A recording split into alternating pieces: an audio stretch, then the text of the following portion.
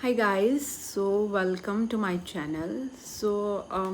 आज का वीडियो में मैं सबसे पहले मैं अपना इंट्रोडक्शन देती हूँ। मेरा नाम नोबी पर्टिन है और रिसेंटली मैंने पीजीटी पॉलिटिकल साइंस क्लियर किया है और कल ही आई थिंक टीजीटी का रिज़ल्ट आया है। तो जो टीजीटी का वाइवा देने वाले हैं उन लोगों को कॉन्ग्रेचुलेशन सबसे पहले तो।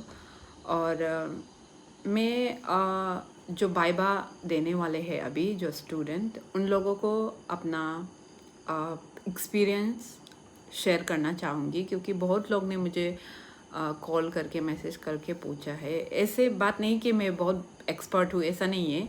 मैं बस अपना एक्सपीरियंस शेयर करना चाहती हूँ ताकि आप लोगों को जो भी मेरा वीडियो देखेगा उसको मदद हो जाए। थोड़ा बहुत भी अगर मदद भी मिलता है तो वो भी बहुत अच्छा बात है।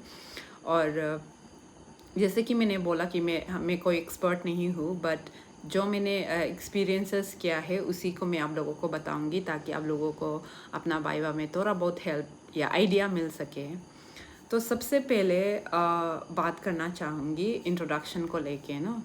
तो हम लोगों का जब पीजीटी वाइवा हुआ था तो हम लोग ने पहले सोचा था कि इंट्रोडक्शन ये सब होगा, लेकिन जब इंटरव्यू देने गया तो हम लोग को पता चला कि उसमें अपना पर्सनल इंफॉर्मेशन कुछ भी नहीं देना है। ठीक है, there is no any kind of introduction ना। आपका जो एजुकेशनल क्वालिफिकेशन डिटेल्स है उन लोगों को, उन सब चीज़ों को वो लोग पहले से ही पैनल को दे दिया जाता है। लाइक आपका क्वालिफिकेशन, आपका मार्क्स, ये सब। लेकिन आपका जो पर्सनल इन्फो है, आपका नाम, आप कहाँ से हो, कौन सा स्कूल या कॉलेजेस से पढ़ा है, वो सब आपको कुछ भी नहीं बताना होता है। तो और हम लोग का समय में शायद आई थिंक पीजीटी में जैसे हुआ है ऐसे ही होना चाहिए। तो हम लोग का समय में 3 पैनल था, एक सब्जेक्ट एक्सपर्ट, एक जो है पेडागोजी क्वेश्चन पूछ रहा था, और एक मैम था वो भी पेडागोजी सिचुएशनल क्वेश्चन पूछा मुझे तो। एंड सबसे इम्पोर्टेंट चीज़ मुझे वाइवा में ये लगता है कि आपका जो टीचिंग डेमो है ना, टीचिंग डेमो ही सबसे ज़्यादा इम्पोर्टेंट है अकॉर्डिंग टू मी। क्योंकि वाइवा में मेन चीज़ एज अ टीचिंग एस्पिरेंट आपको ऑब्वियसली आपका टीचिंग स्किल को ही वो लोग चेक करना चाहेगा कि आप कितना एज अ टीचर स्टूडेंट को एंगेजिंग, इंटरेक्टिव या एंटरटेनिंग वे से कैसे पढ़ा सकता है ना, उसी को आपको टेस्ट करना है करेगा। तो teaching demo is the most important thing I think viva में। तो आपका टीचिंग डेमो को आप बहुत ज़्यादा अच्छे से प्रिपेयर करके जाना है। और टीचिंग डेमो में आपको 5 मिनट्स, हम लोगों को तो 5 मिनट्स का टाइम दिया तो 5 मिनट्स का हिसाब से आप एक आपका जो सिलेबस है उसी से एक टॉपिक चूज़ करना है। तो उस टॉपिक में आप बहुत अच्छे से प्रिपरेशन करना है ताकि आपको उस टॉपिक से रिलेटेड कुछ भी क्वेश्चन करेगा तो आप बोल सकना चाहिए ना। तो आप टॉपिक भी ऐसे चूज़ करो जो थोड़ा इजी हो, जिसमें आप क्वेश्चन दे पाएगा ना। ऐसा नहीं कि बहुत हार्ड टॉपिक चूज़ कर लिया और आप उसमें वाइवा में कुछ भी नहीं बोल सकने से वो प्रॉब्लम हो जाएगा। तो इसीलिए हो सकने से अपना जो सिलेबस से एक सबसे सिंपल टॉपिक चूज़ करो जिसको आप बहुत अच्छे से पढ़ा सकेगा ना। और उस टॉपिक को आप ऐसे पढ़ाओ कि बहुत इनोवेटिव लगे, बहुत एंटरटेनिंग या बहुत इंटरेक्टिव वे में पढ़ाने के लिए कोशिश करो, तो ज़्यादा इम्प्रेस होने का चांसेस है पैनल को ना। क्योंकि आप जस्ट लेक्चर देगा, स्पेशली बच्चों को जो आप पढ़ाएंगे, तो बच्चे लेक्चर से इतना जल्दी समझ में नहीं आएंगे ना। तो आप उसको जितना एंगेज करेंगे टीचिंग लर्निंग प्रोसेस में, जितना इंटरेक्टिव आप सेशन को बनाएगा, तभी वो लोग ज़्यादा सीख पाएगा। क्योंकि हम लोग भी होता है ना, सिर्फ टीचर जो लेक्चर देने से हम लोग बहुत जल्दी माइंड जो है इधर उधर, हम लोग का जो मंकी माइंड है, रेस्टलेस माइंड है, जो हमेशा कुछ ना कुछ सोचते रहता है, वो हमेशा ऐसे रोम अराउंड करता है। इसीलिए आपको उस अटेंशन को, स्पेशली आजकल के बच्चे, क्योंकि ज़्यादातर मोबाइल ये सब यूज़ करने का वजह से हमारा कंसंट्रेशन पावर, हमारा रिटेंशन पावर पूरा जा चुका है ना। नॉट ओनली स्टूडेंट का, हम लोगों का भी। तो इस समय में अटेंशन ग्रैब्स करना बहुत इम्पॉर्टेंट है स्टूडेंट का। तो इसीलिए आप जितना टीचिंग डेमो को बहुत अच्छा से प्रिपेयर करना है, अपना सिलेबस से एक स्पेसिफिक टॉपिक चूज़ करके उस पर बहुत ज़्यादा प्रैक्टिस करो आप। उसके बाद क्या, मॉक इंटरव्यू ना। मॉक इंटरव्यू अगर आप लोग को कहीं पे मिल रहा है तो आप प्रैक्टिस कर सकते हैं, कहीं से भी ले सकते हैं। इन माई केस मैंने कुछ भी मॉक टेस्ट नहीं लिया, क्योंकि मुझे लगा था कि मैं आई मीन वाइवा में मैं कर लूँगी, क्योंकि मेरा लाइक 4-5 इयर्स का टीचिंग एक्सपीरियंस है। मैंने प्राइवेट यूनिवर्सिटी में बहुत साल 4 इयर्स ऐसे टीचिंग किया है, तो मुझे टीचिंग या उसमें डेमो देने में इतना कोई प्रॉब्लम नहीं हुआ, तो इसलिए मैंने कुछ भी मॉक नहीं लिया। लेकिन अगर आपका कोई भी टीचिंग एक्सपीरियंसेस नहीं है, आप कभी क्लासरूम में टीचिंग प्रैक्टिस नहीं किया है, तो आप डेमो दे सकता है, ताकि आप अपना लिमिट ना अपना आई मीन जो लिमिटेशन है आपका जो टीचिंग प्रोसेस में आपका लूप होल्स जितना है वो आपको पॉइंट आउट करके वो लोग बताएंगे ना। तो अगर आपको मॉक लेना है तो आप ले सकता है। उसके बाद लैंग्वेज को लेके बात करते हैं। लैंग्वेज मतलब आप कोई मुझे पूछ रहा था कि हिंदी बोलना है कि इंग्लिश बोलना है। आई थिंक वो पैनल पे भी डिपेंड करेगा। मेरा केस में एक मैम था, वो मुझे हिंदी में पूछा था तो मैंने हिंदी में जवाब दिया। एक सर था जो सब्जेक्ट एक्सपर्ट था, उसने मुझे इंग्लिश में पूछा तो मैं उसे इंग्लिश में जवाब दिया। तो वो लोग जैसे पूछता है आप उसी में जवाब देने से ठीक है। नहीं तो आप बोल भी सकता है, अगर आपको इंग्लिश में कंफर्टेबल है तो आप इंग्लिश में बोल सकता है, और हिंदी में कंफर्टेबल है भी तो हिंदी में भी बोल सकता है, वो आपका मर्जी है।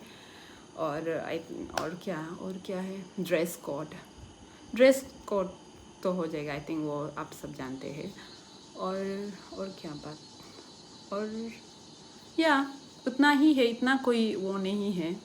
आप पेडागोजी अपना सब्जेक्ट का जो टॉपिक है उसमें तो अच्छे से प्रिपेयर करो ही, लेकिन अपना पेडागोजी जो आपका सिलेबस में दिया है, पेडागोजी का थ्योरीज वगैरह, सिचुएशनल क्वेश्चंस, केसेस लाइक ऐसे भी पूछ सकता है कि आपका क्लासेस में अगर स्टूडेंट मिसबिहेव करता है तो आप किस तरह से उसको हैंडल करेगा, या फिर इंक्लूसिव एजुकेशन का बारे में पूछ सकता है कि एक क्लासरूम में अलग अलग टाइप का बच्चे होंगे, स्लो लर्नर होगा, जो इंटेलिजेंट गिफ्टेड चाइल्ड होगा, तो उस क्लासरूम को आप किस तरह से मैनेज करेगा ना। ऐसे काइंड ऑफ सिचुएशनल क्वेश्चन पूछ सकते हैं। तो आप वो सब AI यूज़ करके भी ऐसे क्वेश्चन, एक्सपेक्टेड क्वेश्चन को वो करके सर्च करके या निकाल के उसमें जवाब को भी रीड कर सकते हैं ना। ऐसे करके भी आप कर सकता है।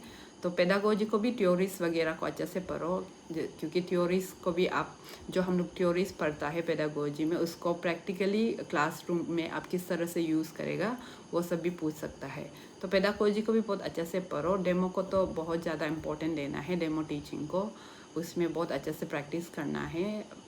और बाकी तो ऐसा कुछ भी नहीं है, बस आपको टीचिंग, डेमो को, पेडागोजी को अगर आप अच्छे से जानेगा, और या बिलीव इन योर सेल्फ, और बिलीव आप तभी खुद पे विश्वास कर पाएगा जब आप खुद को इतना काबिल बना लेगा कि आपको अपना सब्जेक्ट नॉलेज को जब आप जानेगा तभी कॉन्फिडेंस भी बिल्ड होगा ना, अंदर से भी आएगा। और मुझे लगता है आप लोग वाइवा तक पहुंचा है तो ऑब्वियसली आप लोग ने बहुत पढ़ाई किया है, तो ऑलरेडी आप लोगों का नॉलेज है ना।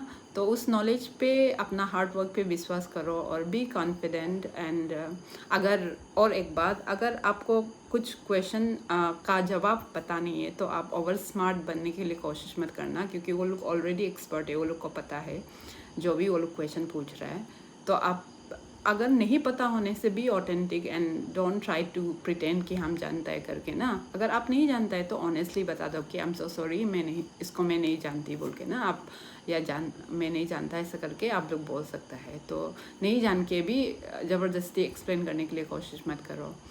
तो नहीं जानने से भी ऑनेस्टली बता दो कि एंड ऐसा ज़रूरी नहीं कि हर कोई हर चीज़ जानेगा ना। और आपको पैनल भी आई डोंट थिंक ये एक्सपेक्ट करेगा कि एक इंसान सब कुछ जानेगा। कुछ चीज़ें ऑब्वियसली नहीं जानेगा ना कोई भी, तो वो बात है। और एक बात ऐड करना चाहती हूँ, नॉट रिलेटेड टू वाइवा, मेरा एक्सपीरियंस को शेयर करना चाहूँगी कि एज ए ह्यूमन जब भी रिज़ल्ट निकलता है तो हम लोग हमेशा कॉल करके पूछता है रिज़ल्ट क्या हुआ। हमको ये चीज़ बिल्कुल पसंद नहीं है। तो आप लोग भी ये चीज़, दोस्त हो या फैमिली हो, रिलेटिव्स हो, भाई हो, बहन हो, ये मत करना। जब रिज़ल्ट निकलेगा तो हमेशा कॉल करके रिज़ल्ट क्या हुआ, ऑब्वियसली जानने मन होता है, क्यूरोसिटी होता है, लेकिन भी आई थिंक नहीं पूछना चाहिए। ये काफ़ी इनसेंसिटिव चीज़ है। जब रिज़ल्ट निकलता है तो सब लोग कॉल करके पूछते रहता है कि क्या हुआ।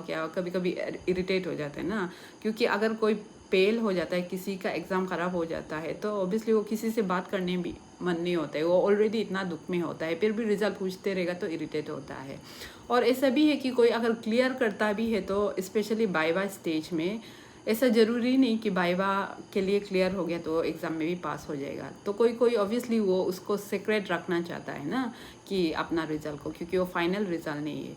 तो ऐसे भी है, उस चीज़ को आई थिंक हम लोगों को रिस्पेक्ट कर देना चाहिए। बार बार रिज़ल्ट पूछ के दूसरा को परेशान करना नहीं चाहिए, अगर वो क्लियर किया भी हो या नहीं भी किया हो तो। क्योंकि अगर आप वो पास हो जाएंगे तो आपको बाद में लिस्ट में दिखाई ही देगा ना रिज़ल्ट क्या है क्या नहीं है।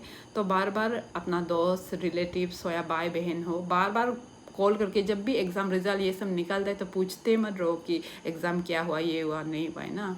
बस be encouraging, be supportive, be considerate और be kind to people and to family and जो भी स्ट्रगलिंग एस्पिरेंट है। तो ये चीज़ मेरा ऑब्जर्वेशन है कि ऐसे बहुत लोग करते हैं, शायद मैंने भी पहले किया होगा, लेकिन मैं अभी बहुत माइंडफुल और कॉन्शियस रहती हूँ ये सब चीज़ों को लेके कि इनसेंसिटिव ना हो जाए किसी के साथ ना। बस बेस्ट विशेस दो, ब्लेसिंग्स दो और एनकरेज करो जितना हो सके ना। क्यों और या इतना ही कहना चाहता था। और अगर आप लोगों को और क्वेश्चन, मुझे तो लगा मैंने जितना हो सके कवर कर दिया है। मैं अपना ये डायरी में लिखाता है हमको क्या क्या बात करना है। अगर कुछ भी मिस आउट हुआ है या अगर आप लोगों को कुछ भी और भी क्वेश्चंस है, क्वेरीज है जो आप लोग पूछना चाहते हो तो आप मेरा कमेंट सेक्शन में पूछ सकता है, हम रिप्लाई कर देगा ना आप लोग का क्वेरीज को। सो please write down your comments, your queries on the comment section. I will answer you. Yeah, bye. Thank you so much for watching this video and I really wished कि आप लोग पास हो जाए और इस बार पोस्ट भी थोड़ा ज़्यादा है तो सब पास हो जाए जो बहुत अच्छे से मेहनत किया हो। और जिसका एग्ज़ाम ख़राब हुआ है वो don't worry, I think exam और भी आएगा। मेहनत करते रहो, पढ़ते रहो तो एक ना एक दिन ज़रूर हो जाएगा। और या बाय।